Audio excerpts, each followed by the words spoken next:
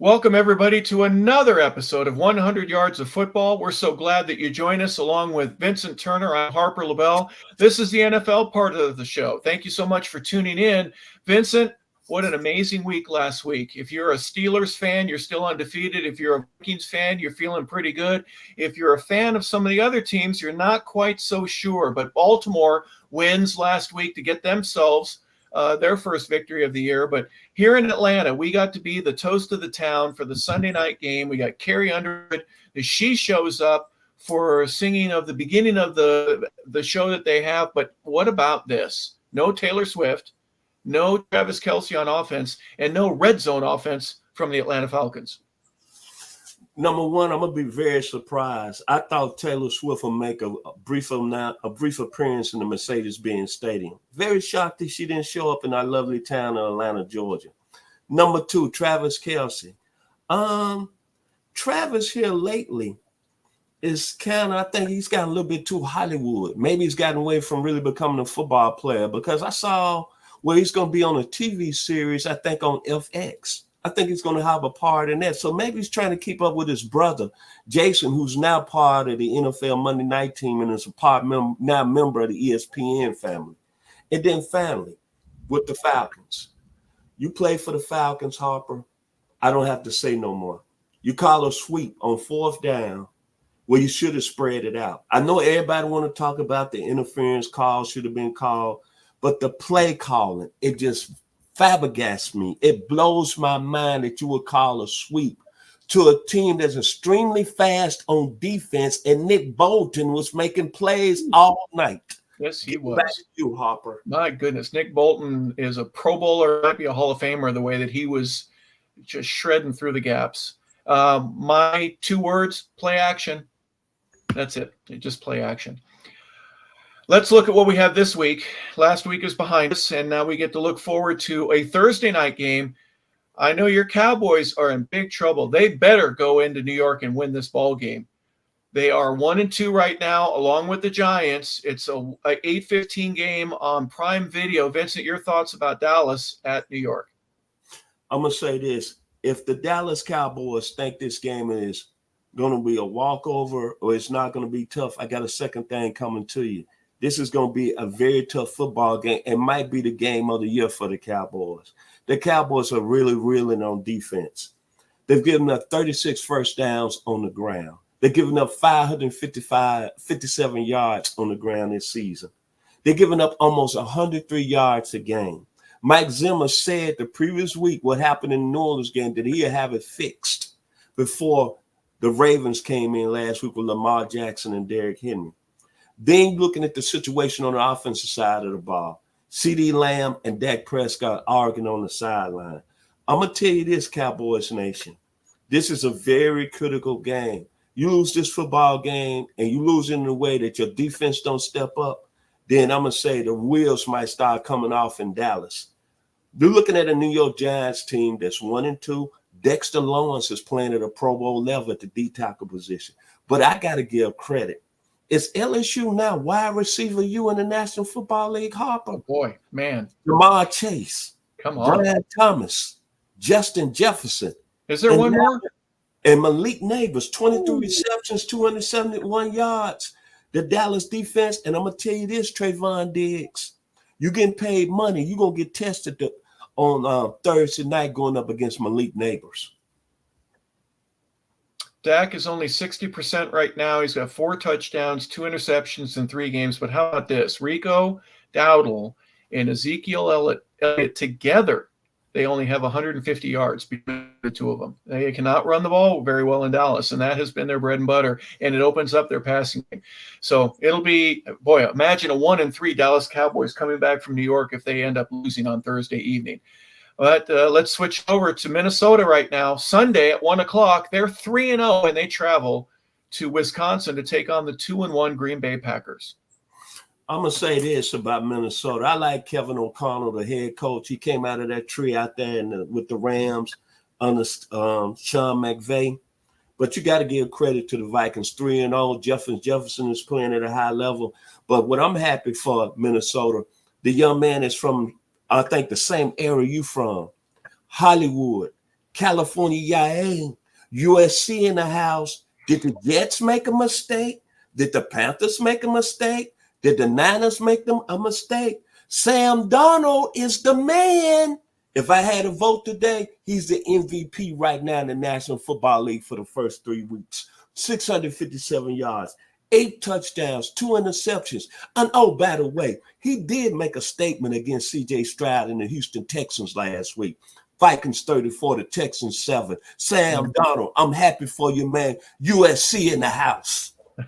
Well, Sam, you add Aaron Jones, who I thought last year was just an incredible runner for the Packers. He ends up signing a free agent deal. And Justin Jefferson, you put those three together. How about this? They're 16th passing the ball in the league. They have 204 yards a game that they average. They average 125 yards. It's okay. That's average, middle of the pack. Both of them are, right there between 16, 13. Give those numbers out. Points for, they're third in the league. They average 28 points a game, and they're only giving up 10. Their defense is coming every week. Green Bay, on the other hand, they're averaging about 25 points a game. That's 7th in the league, but they're giving up 19. That's 12th. Green Bay's defense will be under pressure here this week. If they're able to stop the Vikings, they could be 3-1, but I think Minnesota goes in and steals one. Hey, let's get local. Let's talk a little bit about what else happens at 1 o'clock, but here in Atlanta at Mercedes-Benz, you've got some friends in New Orleans. Now, the Hoodats are going to be coming out. They always do when they come here to Atlanta, but you've been hearing some things. Talk a little bit about the New Orleans Saints. Well, I have a sister that stays in Sidale, which is about 30 minutes outside New Orleans. I have a lot of friends, a lot of frat brothers that call me, especially after the Cowboys game, and they say Derek Carr was going to be the season's MVP. Look at us, who scored over 90 points in the first 2 games of the year. Philly is going to catch this smoke now. We got the best offense in the game. And they were rolling their first 2 weeks. They put 47 on Carolina. They put 44 on us. But I'm going to tell you, as I told you, and I'm going to tell everybody here 100 yards of football, the New Orleans Saints are not the best team in the division. I still would take the Atlanta Falcons if we talk about talent. But what happened in New Orleans last week? Back to life, back to reality, back to life, back to reality. You only scored 12 points against Philly. Derek Carr is who we thought he was. Could never win the big game over there when he was with the Raiders. Some people give him the nickname front runner. Look up the definition in the book when we leave here today at 100 yards football. He only had 142 yards last week and 1 touchdown. And the Eagles defense came to play. Jalen Carter was the starter game. Go Dogs. I'm taking the Falcons on Sunday. Now, Atlanta is very simple. I talked to the gentleman right here. See, I have an advantage than everybody else that's doing shows on podcasts.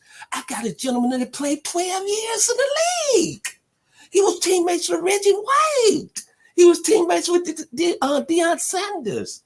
So that gives me, as we say, street cred. And we was talking about the play calling with the Falcons last week.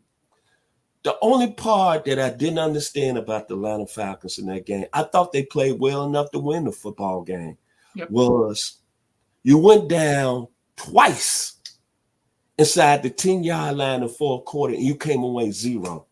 But the second possession that you inside the 10-yard line on 4th and 1, you should have spread it out. As I asked Harper, play action, but you run a sweep.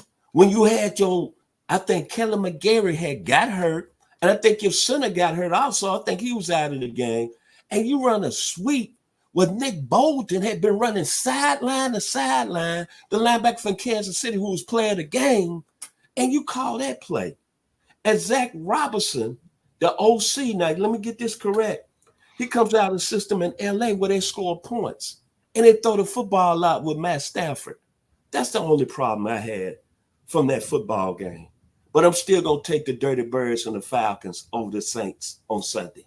Yep, they played well enough against Kansas City to win that ball game. They got a key interception early. They made it difficult. Defense did okay. They bent and they broke a little bit near the end, but offense in the red zone, guys, you got to score. You got to compete at a different level. You go Kyle Pitts high, you get the interception. I'm sorry, you get the interference penalty, and it's a different ball game.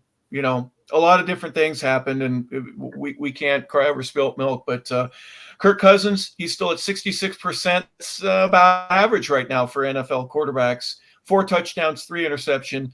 Bijan has 196 yards right now, but only 1 touchdown. I think Tyler Algier, when you get inside the 10, you got to go with the big guy. And Darnell Mooney, I didn't expect him to be the leading receiver right now. He's got 1 touchdown on 12 receptions. Here's where the Saints have an advantage. Points for, including the first 2 weeks when they were just rolling. They're second in the league. They average 34 points a game, and they're only giving up 14. The Falcons, on the other hand, they're only averaging 16 points, and they're giving up 20. Obviously, something needs to change for Atlanta to get themselves to 2-2.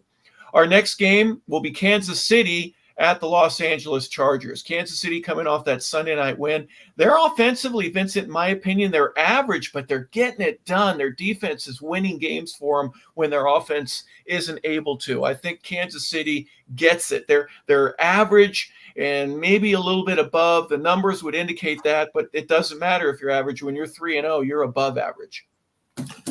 That's what they say about great teams. Great teams find ways to win when they're not 100%. And am I correct? Yes. They be more balanced. Sometimes your offense is not going to play up to the level they should. Defense is going to come in and take over. Sometimes your defense is not going to play up to the level they should. That's when your offense is going to come in. I'm going to tell you this. What I learned about that game on Sunday night, as I just mentioned, the Falcons, to me, outplayed Kansas City and really should have won that football game. But I learned that Kansas City's got a legitimate defense, which they had last year. Yep. Even though they lost Willie Gay in free agency, who went over to New Orleans, who's a pretty good linebacker and good football player for them defensively, They still found ways to plug their defensive unit. Nick Bolton, if he's not the best linebacker in the game after the first 2 weeks, I don't know. But when I'm looking at Kansas City, they're not playing at a high level right now offensively. Once Travis Kelce gets going and Marquise Hollywood Brown comes back, they're going to be hard to deal with offensively because right now the young man, Mr. Rice, is making a statement. Juju Seisler is making a statement. Xavier Worthy is making a statement with all that speed. And now you bring back another guy that's 4'3" on the outside. And I think Carson Steele is going to be a better running back than the gentleman that's out right now. I think Carson Steele is going to be a surprise. And I think Kansas City is going to be rolling offensively. For the Chargers, Jim Harbaugh, you've done an outstanding job your first 2 weeks. But you got injuries on the side of the ball, man. Justin Herbert, high ankle sprain, very doubtful. You lost your 2 starting tackles against Pittsburgh. Derwin James has been suspended for the game. Joey Bosa is out. Look for Kansas City to roll on Sunday and get back to where we know that they are the favorites to be in the Super Bowl when they play it down in the Big Easy in New Orleans. Yeah, I agree with you. I think Kansas City, especially when you mention all those injuries, and if I'm not sure if Herbert can play with that high ankle sprain, and I'm going to leave my offense to Taylor Heineke, roll Chiefs. That's just my opinion. One man's opinion. Let me ask you something. Is that a shot? No, it's not. I just he did look bad when he got sacked, I think, 3 times. I think he came in the third quarter and he was sacked 3 times, and he looked like the Taylor Heineke that was here last year, the center for the Falcons. Well, like I said just a moment ago, when your tackles are out, you're going to go against Kansas City's defense, and you're going to go with your backups. Look at what Taylor had to deal with a secondary offensive line. Your third guys in the preseason here with Atlanta. It was tough. He didn't have any time to throw. So I just think that is compounded when you get in a real game, and it's for real. So who knows if Kansas City goes 4-0? We'll find out late on Sunday afternoon. But I think it's a much easier game for them to be able to play in SoFi Stadium when you got 4 or 5 really important players on the other team that won't be there. Our last game, I'm surprised now, Vincent. This is a surprise for me. I'm saying right now, the 3-0 Seattle Seahawks go to Motor City and take on the 2-1 Detroit Lions. Seattle, Mike McDonough. Much respect. Didn't see it coming. I thought Seattle would take a step back as a football team.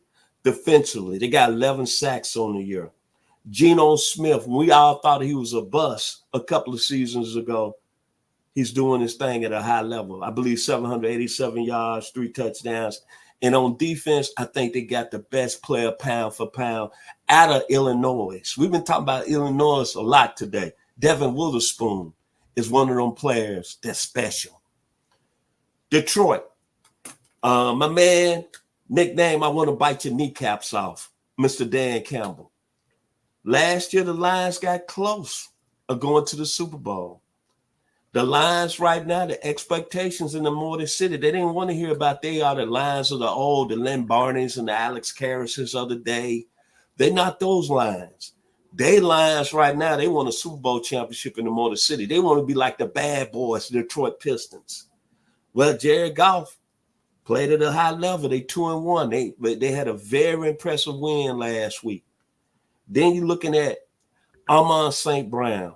I never saw him being that type of player coming out of the wide receiver position when he came out of USC. But this is a very good Detroit Lions team. And Aiden Hutchinson, man, I thought you was going to be a good player, but I didn't think he was going to be a guy right now that we would mention one of the top 5 players in the National Football League out of the University of Michigan. He's a player.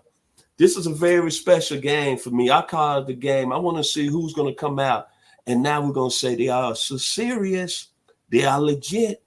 We better be watching them because their fans might need to be getting their tickets ready for New Orleans. Seattle is a good football team, man. Very impressed with what Mike McDonald has done. With Geno Smith, I never see him becoming 3-0. Real talk. Seriously here today on 100 Yards Football. Jahmyr Gibbs, Sam Laporta, Jamison Williams, David Montgomery. Man, there are so many guys that they have on their team that can contribute. And Jared Goff doesn't need to do it all by himself. He's got others around him. Just get the ball to him. 2-1, I'm not disappointed if I'm a Lions fan. I'm okay with that. But getting a win against Seattle at home on the Monday night game, man, that puts you right back where you need to be. But Seattle, look at this. They average 24 points a game. They're in the top 10. They're 9th right now. Detroit is 6th with 20 points a game, 16th, excuse me. And in terms of defense, Seattle only gives up 14 points a game. They're 4th in the league thus far. And Detroit is giving up 17 points a game. Both teams are in the top 10 in scoring and against scoring. So this should be a very close football game. I'm looking forward to watching on Monday evening. Vincent, your final thoughts here as we look at the 4th week here in the NFL. Well, I think today our producer, Mr. Logan Landers, want to give his final comments about the whole week of the NFL 4th week. Him being a diehard Falcons fan, I let him turn on and have his quick say. Yes, sir. We'll see what the Falcons can do this week. Like I said, a disappointing loss. They showed some heart. Obviously, end of the game, you could have changed some things. Might have became a little bit different result for Atlanta. But obviously, big rivalry this upcoming week with the Saints. They have a high-powered offense. Their defense is looking sharp, too. I like the Falcons this week and get on track and prove to everyone once and for all, Vincent, that we are serious this season and we're looking good out there in the South. That's all I got to say about the NFL this upcoming week. My final words, I would say this. Me being a Dallas Cowboys fan since I was 6 years old, Thursday night is the most important football game in Dallas Cowboys history this season. Lose this game, the wheels are going to start coming off. Jerry Jones, maybe it's time for you, which is not going to happen. You need to step down. Maybe you can start looking for a new GM. Maybe Harper LeBel can move to Dallas, somebody who knows football inside out. But you lose this game tomorrow night against the Giants, it's going to be serious in Dallas, Texas. And that's my final words today here on 100 Yards Football. To you, Mr. LeBel. Well, thank you, Logan. Thank you, Vincent, for your contributions. We've had a little technical difficulties. We've got a storm going through right now. So for obvious reasons, we'll try to get that fixed. But thank you for watching 100 Yards of Football. Please like or subscribe. We enjoy having you. We want to hear your comments as well. We try to make a compact show that's full of information and gives you everything you need to know to be ready for each week's upcoming games. So thank you again for 100 Yards of Football. I'm Harper LeBel. Have yourselves a fantastic day.